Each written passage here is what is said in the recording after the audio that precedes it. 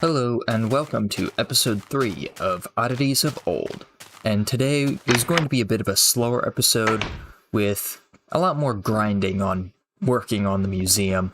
So we are here in beta 1.202 and we're going to start off with building our next exhibit of the museum. In this case, it will be a chest exhibit of a lot of different discontinued features that we can make involving chests. Now this one, in particular, involves that since chests are still a solid block, and they will be until beta 1.9, you can place blocks that require support, such as torches and buttons on them. So, let's get on with building an area for that.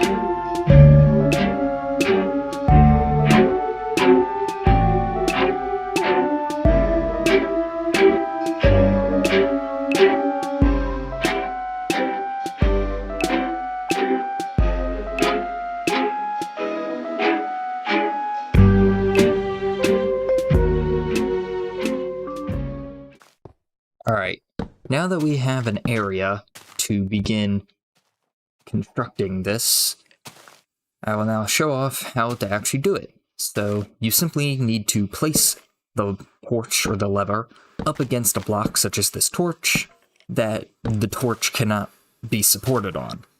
So in this case, I just use torches to click the levers, and you can see that they're placed on top of the chest. So we will be doing this with a variety of other blocks, such as buttons, torches, rails, pressure plates, and a few redstone components as well.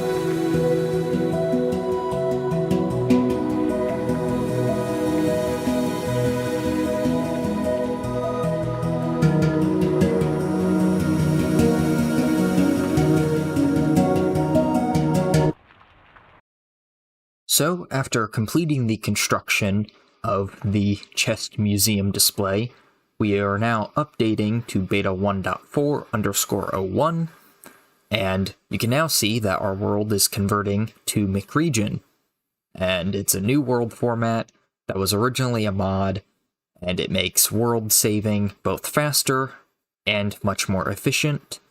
So instead of my world taking 3 minutes to copy, it only takes 10 seconds. So after this finishes, we can get right into it.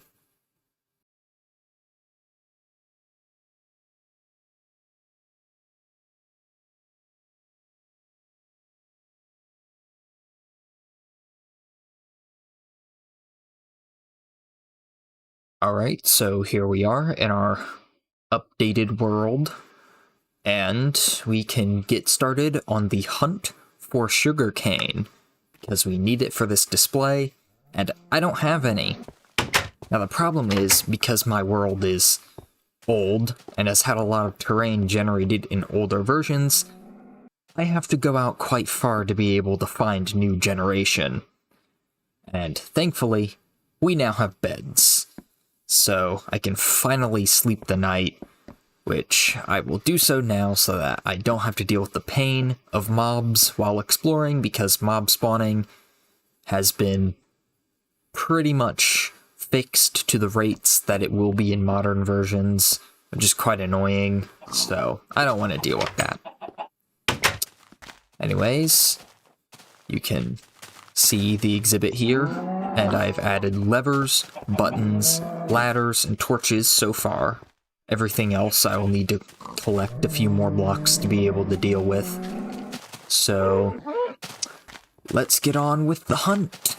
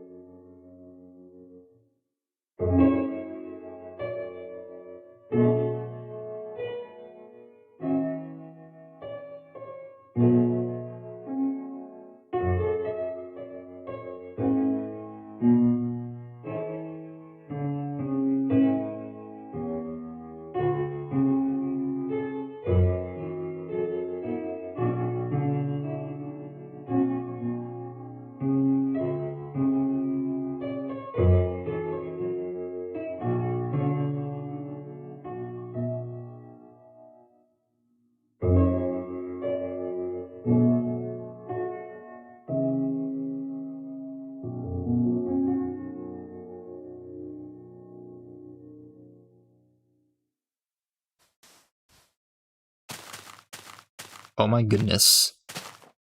Finally, some sugarcane. This is way too far out. This is ridiculously far to find 2 pieces of sugarcane. I'm gonna have to grow some more of this. Oh, it looks like there's a little bit more over to the right. Okay, that's nice. Okay, I'll get about 10 out of this excursion. only 3,000 blocks out, you know. I gotta make some inventory space. I'll eat some bread.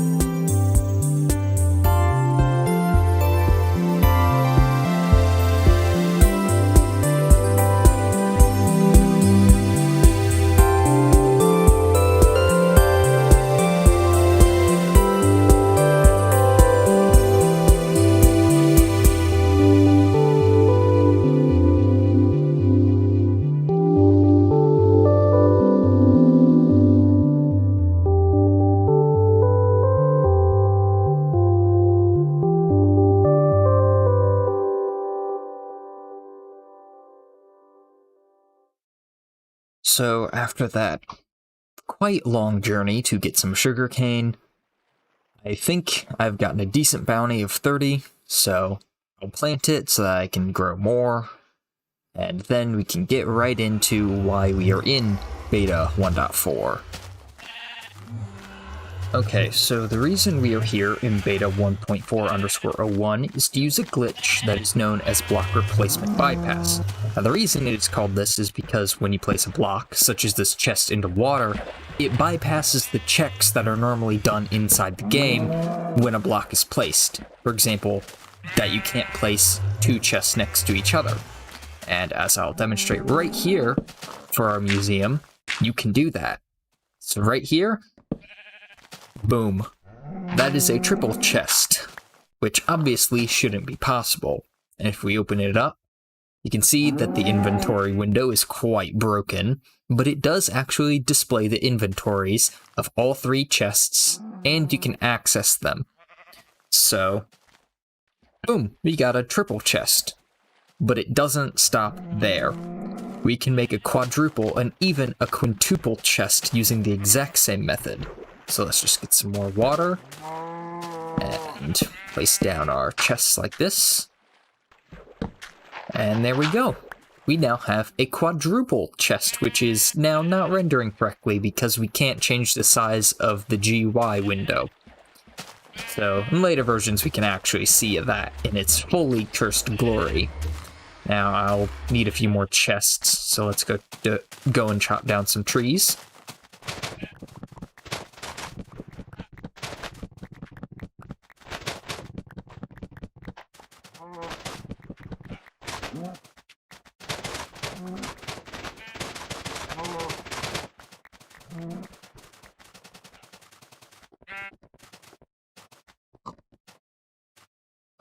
Okay, so now that we finally have enough chests, we can finish and build the quintuple chest. Just place in the water and place in the chest. And if we open it up, the GUI has become even more broken. And we can see it in its fully cursed glory in later versions once the ability to resize the GUI window has been introduced, which is only a few versions away. However, this glitch isn't only useful for creating multi-chest monsters. You can also use it to place blocks that normally require support, such as buttons, levers, or sugarcane, where there's no support. So right here, we'll just be placing a button up against a glass block because you have to have one block to place it up against. So we just gotta get the timing right. And I did not get the timing right. And as you can see, it destroyed the water because you placed the button into the water, ergo destroying it. This time I didn't work because I wasn't fast enough. You only have a 5 game tick window before the water starts to flow. There we go. You gotta have those MLG gamer skills. And I clicked the button by accident, so I gotta fix it. Just place it back real quick. There we go. We'll also do this with a few other blocks, such as the sugarcane that we spent a while getting. We can do it with this lever as well. We also do it with some rails, a cake, and a few other redstone components as well.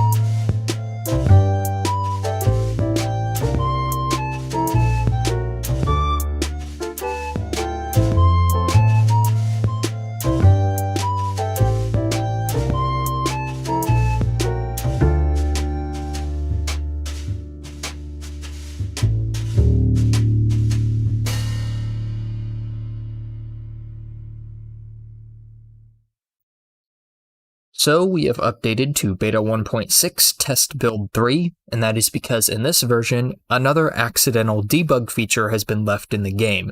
In this case, it is a set of 11 chests that generate upon a new world being created that contain every single item in the game. And we'll just create a dummy world to show this real quick.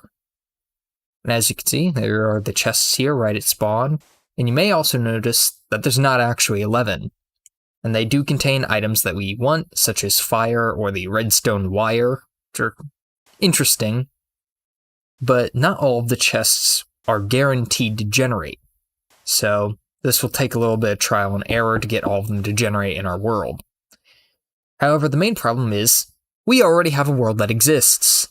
So here's the way that we can get around, quote-unquote, generating a world into a world that already exists. So with our world, we have to open up the world folder. In this case, will be in my instance files. Let me just find it real quick. Saves world 2. Okay, so now that we're here, we'll need to delete the level.dat and level.dat old. Now this will mean that we will lose our inventories, but before I did this off camera, I just threw everything into a chest, so it's not a problem. So as the level.dat has been deleted, the world 2 isn't recognized by Minecraft to exist.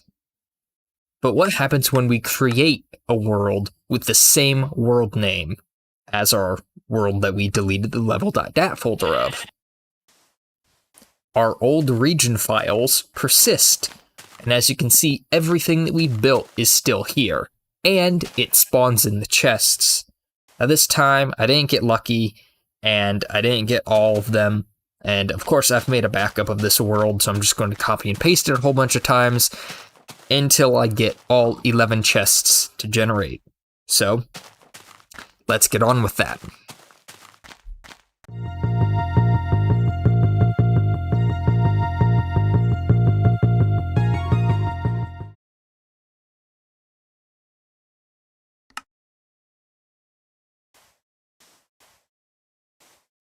One, 2, 3, 4, 5, 6, 7, 8, 9, 10, 11. Alright, here we go. Now that's what I'm talking about. So now, we need to do the grueling task of moving from wherever we are. We're not too far away. Back to our spawn island. It's not spawn anymore, sadly, but to the Indev island to put in our museum.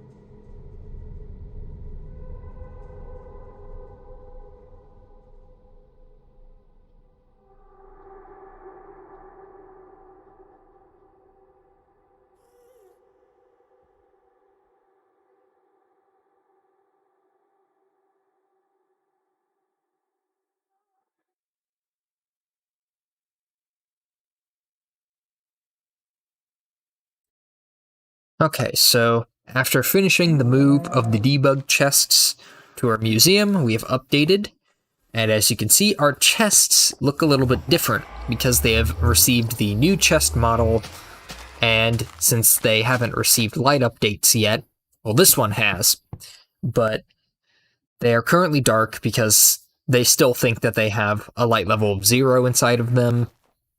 I'm not going to bother to try and keep any of these broken light level chests. It's just not important to me.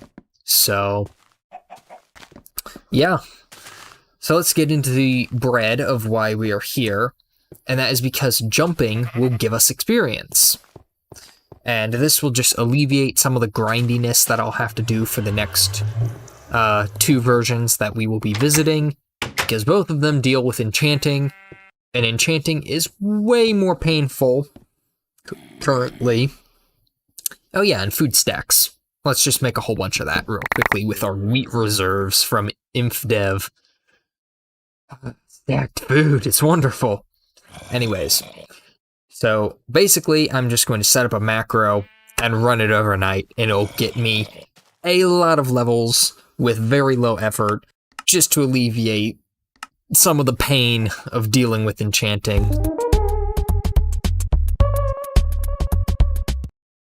So after several hours AFK with that macro, we have updated into our next version of Beta 1.9 Pre-Release 3, and our XP, we can see we have over 1,000 levels, and it's a little bit broken and it's rendering off the screen. Now the reason for that is because in between Beta 1.9, Pre-Release 1 and Pre-Release 3, the calculation between raw experience points and experience levels changed. So if we go and collect a little bit of XP, let's just choose a victim here real quickly.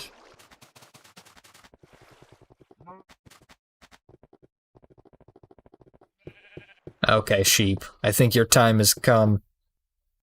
Come here. Stop running. Your destiny awaits. There we go. Now, as you can see, when we picked up the experience point, our levels updated, and we have 1,132 levels to spend enchanting. And I will use every single one of these due to how ridiculously expensive enchanting is. So I can say that was a job well done. But this video is already getting long enough, so I think we will save enchanting for next time. So in the meantime, I'm just going to get all the stuff prepared for that. So we'll see you then.